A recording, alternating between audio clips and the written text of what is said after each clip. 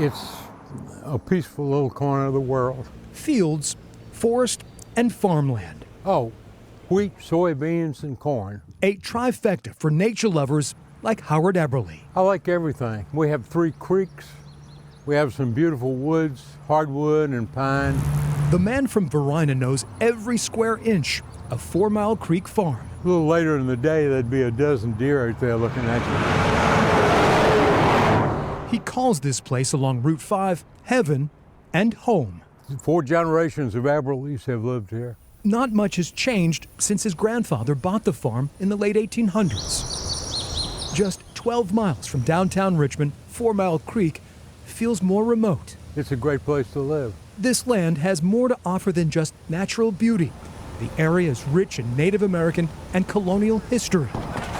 It was also here that in 1864 the Union Army, including hundreds of U.S. colored troops, fought and died during the Battle of Newmarket Heights. So many men died. It's hard to imagine. Because anytime you have a battlefield, it's a history lesson. 14 of the African American soldiers would earn the Medal of Honor. I thought I knew a lot about local history, but in the last 10 years, I've learned so much more. After a while, you start to feel like you're a part of it. Over the years, developers came a-knocking with their ideas and checkbooks. Each time, Howard declined. There was a lot of money involved, but I told him I wasn't interested. But at age 79, you might not fault Howard for cashing in. That's exactly what Howard is not doing. Fortunately, I'm in a position where I can make the decision on what to do with the property. He cannot stomach the thought of townhouses or roads running through his home and so much history. It would break my heart to see this develop. So Howard is taking a stand. The Verina native is donating his 28-acre tract to the Capital Region Land Conservancy. Another 45 acres owned by Howard and his sister will be donated later. I get to live here for the rest of my life. Howard will receive tax credits, but not as much as he could have earned by selling the property outright. I'm pretty content the way I am. It is what would have been here 1,000 years ago.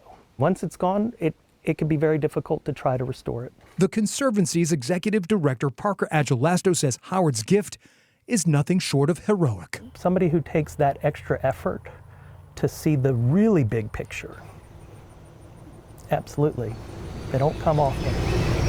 Parker hopes that Howard's actions inspire other landowners to do the same. And I'm really, really happy that Howard is at peace and knows that he can have the comfort that the land will always be protected. Living at his 4 Mile Creek property, Howard never wanted to end up sitting on a pile of money. I'd rather be sitting on a farm. This senior steward doesn't regret his decision a bit. One of the smartest things I ever did. Some people say I was dumb, but I think I did the right thing. Howard Eberly, a humble landowner who turned down a lot of green to keep his property green forever. This land should be as it is. It will mean more to more people than anything else I've ever done. Parker Agelasto says Howard's family's name will forever be linked to the donated land. It will always be known as the Eberly Tract, and eventually it will be open to the public. For Heroes Among Us, I'm Greg McQuaid, CBS 6 News.